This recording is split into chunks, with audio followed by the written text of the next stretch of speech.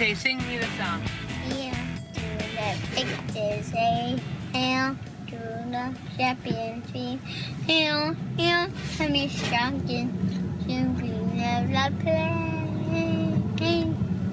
Hail to the victors, hail to the champions, Hail, hail to.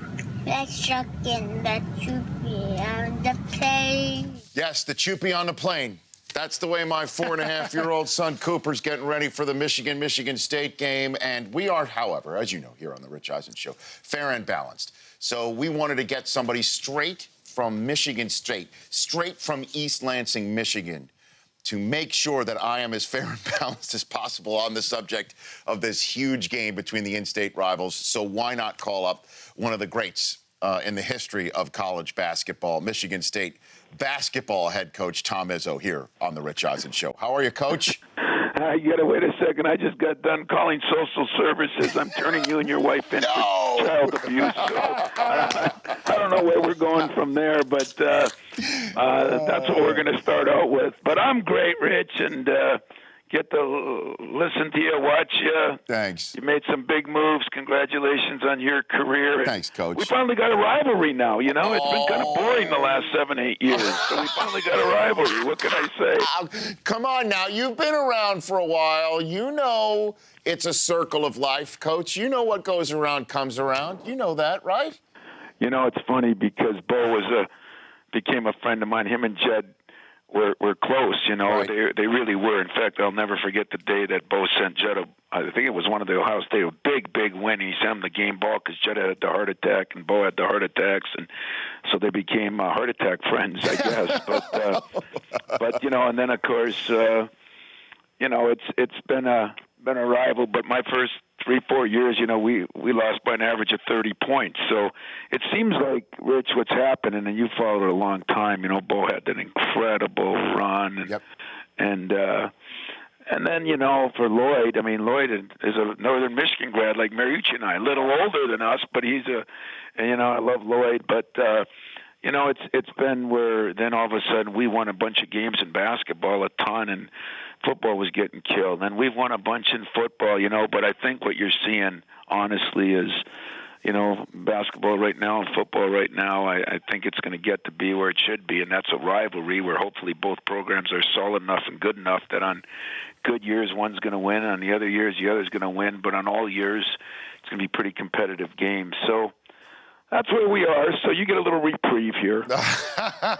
Tell me about D'Antonio, Coach. Tell me about him and what he's brought and what type of guy he is.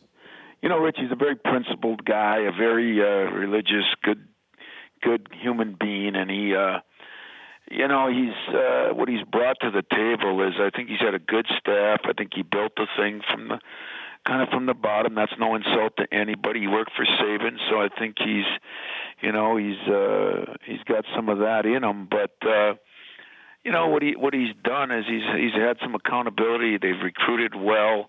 And I give my AD, Mark Hollis, credit, too, because we've upgraded our facilities enormously, and a lot of it in football, and that's what you got to do. But there's accountability and consistency here, and I think that's what you ask for in all programs. You know, my first 13 years, Rich, we had 5 ADs, 5 football coaches.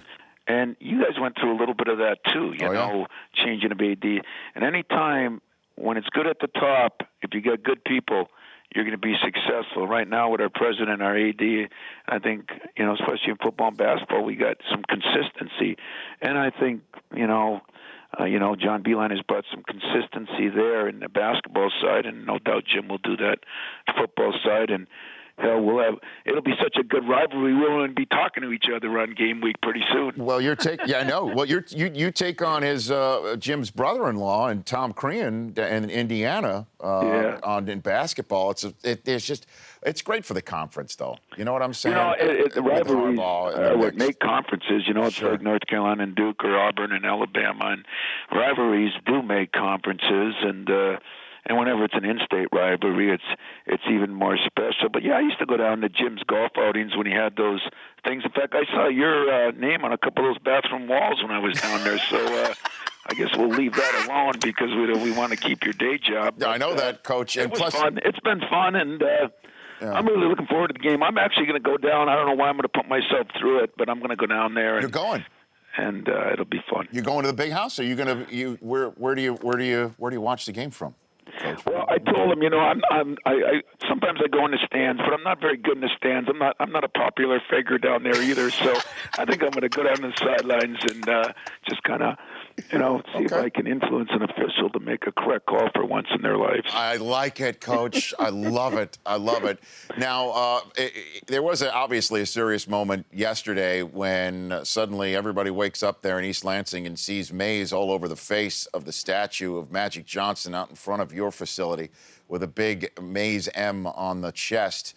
I mean, what did you think of when you first saw this, Coach? Well, I was at a press conference in Chicago for the Big Ten Media Day, and here's the way I look at that. Like we protect our Sparties here where our band sleeps out all week, and you guys protect your M down there with whatever you do. And I think mascots and things like that are cool. I said idiots do things like that, but I said idiots both ways. But I think facing a guy that has stood up for so much of the state. I mean, Irvin makes no blunts about that. Michigan was one of his schools, and he's done so much in our state. He's kind of a figure of our state, almost more than even just Michigan State. That's the only reason I thought it wasn't as good. But as you know, and I know, Rich Eisen didn't do that, and Lloyd Carr didn't do that.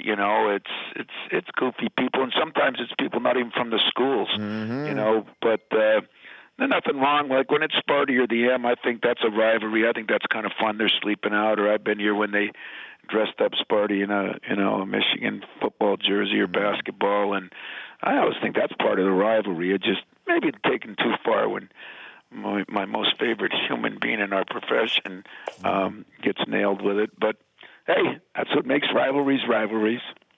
Tom Izzo joining me here a week before Midnight Madness, for Michigan State basketball goes down. Yeah, it's not March yet, I hope. I know. No, that's the last time I spoke to you. That's the last time I spoke to you, White's in there. And speaking of favorite human beings in a profession, Marucci may just be mine. And you've known him forever and a day. Can I run down a few stories that he's told me about the two of you together to get your perspective on things? If they're clean, otherwise I'm bringing up that bathroom wall. So go ahead. Okay, here we go. First things first. He says when you were the best man at his wedding, you had a broken jaw and gave the best man speech through a jaw wired shut. Is that true, Coach? You did that? I use sign language, and you know which letter I used in that sign language. I just flipped everybody off and called it a day. Said, "Hey, congratulations." I broke my jaw a week before we went, and the dentist, the doctors, they told me I couldn't fly. And I said, well, I'm going out to Marucci's wedding. They said I couldn't fly, so they gave me a pair of wire cutters so if I threw up on the airplane, I wouldn't die. And that's how much love I have for my buddy Mooch. You seriously? They gave you a pair? I swear to God. Just in case something happened in mid-flight that you can save your you get a little air sick or that, Oh, my God. They really did. Now, another story, that the two of you were captains on the high school football team out there in Iron Mountain, Michigan, and you never won a coin toss. You were 0-9. Is that true? That's true. And he used to ask me, when he was in pro ball, he'd call me and ask me, what I'd pick heads or tails because it was a big game, And then he'd always say, I better go opposite of what you tell me. He blames you for the 0-9, right? He blames me for a lot of things. Okay, and Del Tufo, hit play on this. He was on last week holding up a photograph of you blocking for him as a quarterback and told this story about what happened when he had to actually place kick. Go for it. Roll it. Did I ever show you this? You're holding up a picture of number 10 throwing it in black and white. Is that from high school? That's me. That's me in high school. And that guy there is Izzo in high school. Is Izzo blocking for you? Is your lineman? Yeah, he was the running back. I was the kicker. I'm lining up right before halftime. The band is lining up. I shanked it. Zoom. It's stuck right in the tuba. Is that true? Did that happen? Yeah, he was the worst, man. But he was always mad because he said that in that picture, I was blocking, but I was behind him. I said, well, hell yeah, I was giving him a lookout block. I said, look out, here they come. He's the best, though. You're right, Rich. He's one of the great all-time guys. And when he said that his stint didn't last longer in Detroit because it was fun to go down to games and spend time with him and have him come up to games. Yeah. But he's a heck of a person. He is. You guys were great when you were on the set together, and I'm glad you guys stuck together now in your next endeavor. Yeah, that 4.5-year-old who you heard that you said you're reporting my wife and I to Child Services. Marucci, there's a great photograph of him and his older brother sitting on his lap reading Green Eggs and Ham that he came and read to them. I love that man. He's. Tell your wife I'm okay in Green Eggs and Ham, but the other thing I got a problem Amazing with. Blue. Do we? So what do you? This was good, right, Coach? See, I can talk Michigan State just as well as anybody else. You know what, Rich? I'm impressed. You've done a good job, Coach. And you know what we should do is we get a three-way next week after the game because one of us is going to be eating crow. I know that. Marucci says he's going to wear a Michigan hat that I give him, and I have to wear some form of Michigan State garb on Sunday morning, on a game day morning, depending on what happens. Hey, Rich, if we win, I'll tell you what I'll do. I'll not only send you an outfit, but I'll send one for your wife and your son, and that'll really make your house delirious. But what happens if I win? What if Jim I got to wear something. I'll tell you what. Yes? I'll wear those maize and blue underwear that I know you would send me. So that means you don't have to wear it on the outside, though. That's not fair. I don't know. Sometimes I go pantsless, so maybe I still work it out for you. This is breaking news. Hey, Coach, thanks for taking the time. We'll chat down the line when your season starts, and I'd love to catch up with you and talk some hoops with you and Draymond Green, what's happened with him, and what he gave to the school and things of that nature. It would be terrific. That'd be great, Rich. In all seriousness, congrats on the career you've had. Steve says you're unbelievable, and tell your wife that I was impressed. You can get a 4-year-old to do that. I mean, she's got a lot more intelligence than maybe the other genes that kid came from. Coach, thanks very much. I appreciate that. You bet. There is Tom Izzo. The Rich Eisen Show, weekdays at noon Eastern. On Audience.